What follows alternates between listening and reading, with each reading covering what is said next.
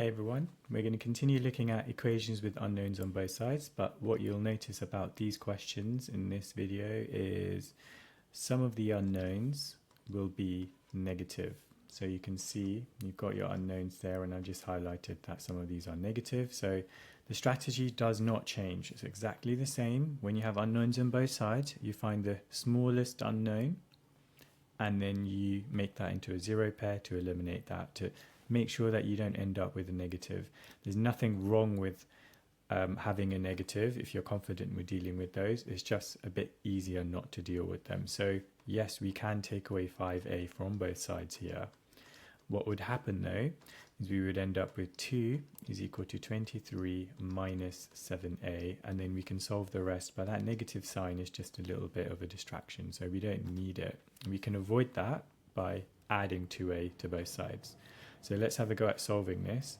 So if I add 2a, just notice that negative 2 is smaller than 5, is less than 5.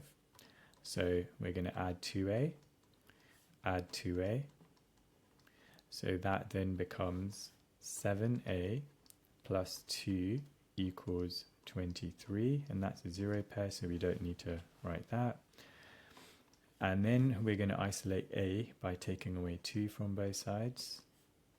So that becomes 7a equals 23 minus 2 is 21. And then we're going to do the inverse of multiplication, which is divide by 7, divide by 7. Now, a is equal to 21 over 7, which is 3. Now, if that number was not a factor of 21, for example, if it was 5, then you would just leave your answer as 21 over 5. In this case, it's a nice number because 7 fits into 21 3 times. Question on the right. Have a think first before I start. Am I going to add 10c to both sides, or am I going to take away 2c from both sides? Both of those are mathematically correct, but one is slightly better. Hopefully you've chosen that we're going to add 10c to both sides, because negative 10c is smaller or is less than 2c. So let's add 10c, add 10c. Now that's a zero pair, so I don't need to, that's going to be eliminated. So we have 4 equals, now 2c plus 10c is 12c minus 32. Now I want to isolate c, so I'm going to add 32 to both sides. Notice how I'm lining up my numbers so everything is neat and easy to follow. 32 plus 4 is 36, is equal to 12c. And then I'm going to divide by 12. Divide by 12. Again, we've got a nice factor of 36, which is 12, so 3 is equal to c. However, if that denominator was not a factor, you just leave it as a fraction, simplify it. Okay, so here is an exercise for you to consider. We're not going to solve the whole equation. We're just going to decide what's the best first step.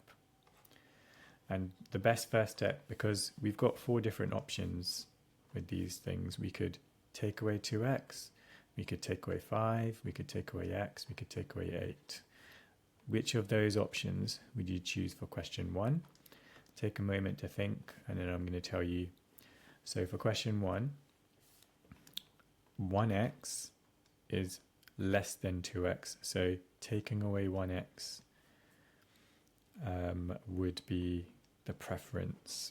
That would give you 2x take away 1x is 1x plus 5 equals 8. I'm not going to solve the rest, we're just focusing on first steps here. Okay, for the next question, would you take away 8? Would you add x? Would you take away 2x? Or would you add 5? Take away 5. So hopefully you've spotted which of the unknowns is less than the other. Well, negative x, which is just the same as negative 1x, is less than 2x. So adding 1x would be the answer to both sides. So that would then give us 8. Now that's a zero pair, cancels out, is equal to 3x plus 5. And then you can continue to solve that. That's just another 2-step equation. And the question on the right, 8 minus x equals 2x minus 5. what would you do here as a first step? So technically it's the same as a previous question, except this sign has changed here, and the fact that that's not related to the variable, the unknown variable, doesn't change anything. So in this case you would also just add x to both sides, or 1x. So that becomes 8, that's a 0 pair, is equal to 3x minus 5. And then you can go continue to solve that.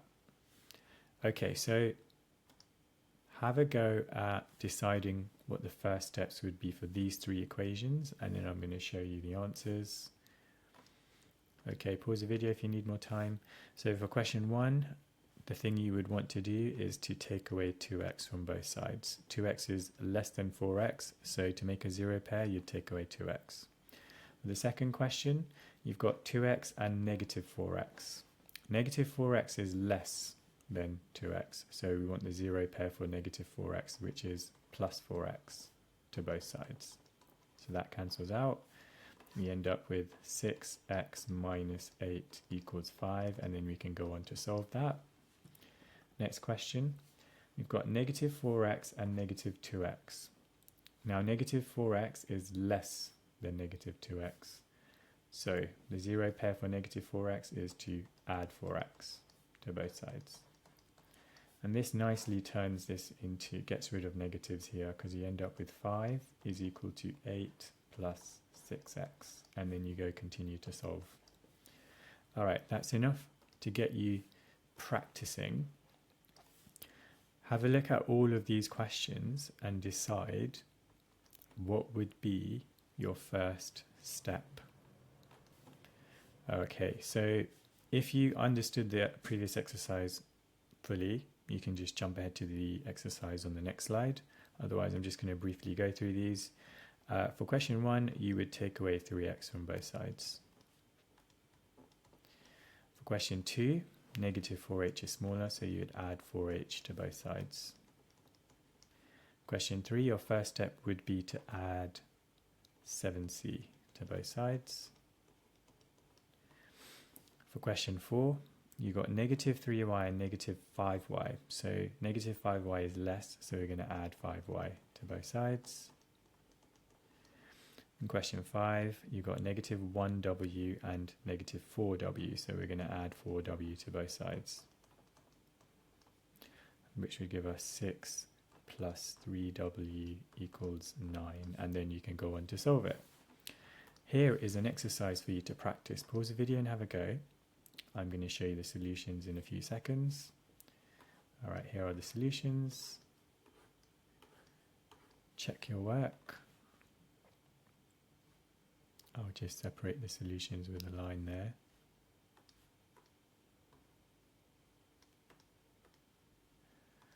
Okay, I hope that was useful. There's more stuff on this coming up in the next video.